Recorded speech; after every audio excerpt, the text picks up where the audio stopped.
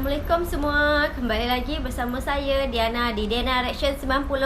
Okey, tetap masih judul yang sama. Saya masih nak berbagi pengalaman saya di Indonesia. Dan untuk kali ini saya nak berbagi pengalaman apa-apa saja aktivitas yang saya lakukan di Indonesia saat bercuti di Indonesia.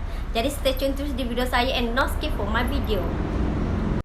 Okey, hal pertama yang saya nak share adalah mengenai gerobak jualan. Apa itu gerobak jualan? Okey, gerobak jualan tu seperti ini.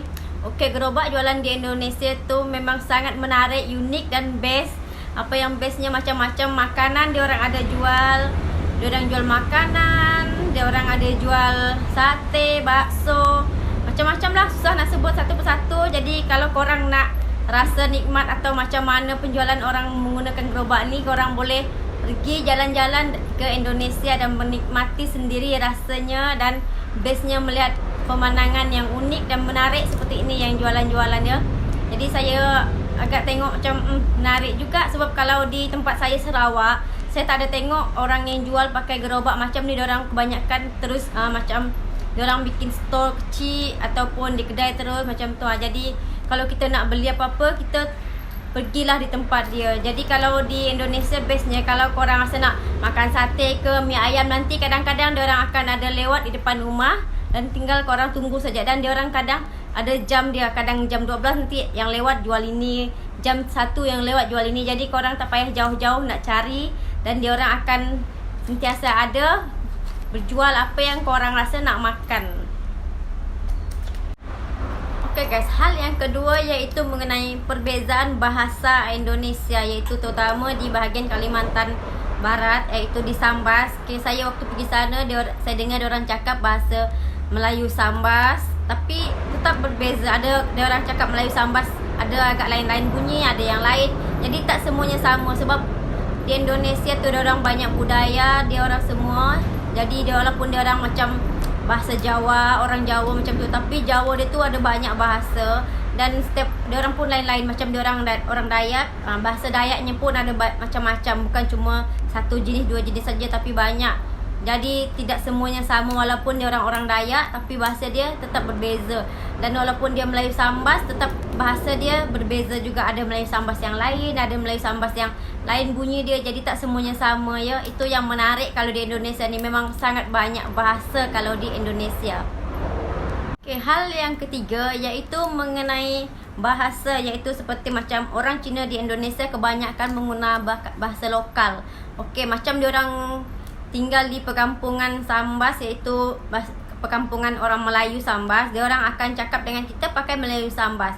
Kalau diorang tinggal dekat perkampungan Dayak, diorang akan cakap pakai bahasa Dayak. Jadi diorang tak ada cakap-cakap Cina, jarang. Diorang kebanyakan dah pandai, dah hafal semua bahasa-bahasa yang ada di sekeliling mereka tu. Jadi kalau korang tengok, memang boleh tahan lah. Kalau orang Cina di sana tu memang dah pandai dengan bahasa-bahasa diorang sana. Saya saja nak coba beli barang tu hari, saya tanya dengan non Cina tu, tapi dia balas dengan Melayu Sambas. Jadi dari situ saya tahu kalau mereka sangat biasa dah dengan bahasa lokal yang ada di sekeliling mereka. Okey, hal yang keempat kita hari ini adalah mengenai Upin Ipin. Okey, saya tanya siapa yang tak kenal dengan Upin Ipin? Tipulah kalau cakap tak kenal, semua orang kenal. Dan terutama kalau di Indonesia, Upin Ipin tu, iaitu cerita Upin Ipin tu sangat banyak ditonton di Indonesia. Dan setiap saya petang-petang jalan-jalan petang tu, tengok satu rumah tu, tengok dia orang punya, tengok cerita apa, semua dia orang kebanyakan buka petang-petang jam 5, jam 6 macam tu, dia orang memang buka cerita Upin Ipin. Jadi Upin Ipin sangat laris sekali di Indonesia, dan mereka semua suka dengan Upin Ipin di Indonesia. Jadi best juga animasi Malaysia, jadi terkenal Upin Ipin di Indonesia. Jadi itu sangat menarik sekali menurut saya, dan saya pun suka dengan Upin Ipin juga. Jadi apalagi warga negara Indonesia dan terutama budak-budak tu memang suka menonton Upin Ipin, dan Upin Ipin laris di Indonesia. Okay guys, hal yang kelima dan yang terakhir kita hari ini iaitu mengenai pengalaman saya yang paling sangat berharga sekali, iaitu saya belajar menanam padi. Kerana di Malaysia saya tak pernah menanam padi, jadi di Indonesia saya belajar menanam padi. Ternyata menanam padi tu menarik juga, cuma ada agak sakit tangan kalau macam dia musim kemarau kerana tanah dia kering. Jadi itu agak sakit juga tangan kita, tapi tetap menarik rasanya, sebab kita berada di tempat yang luas, lapang, dan memang best lah, pengalaman yang benar-benar tak terlupakan menurut saya ya.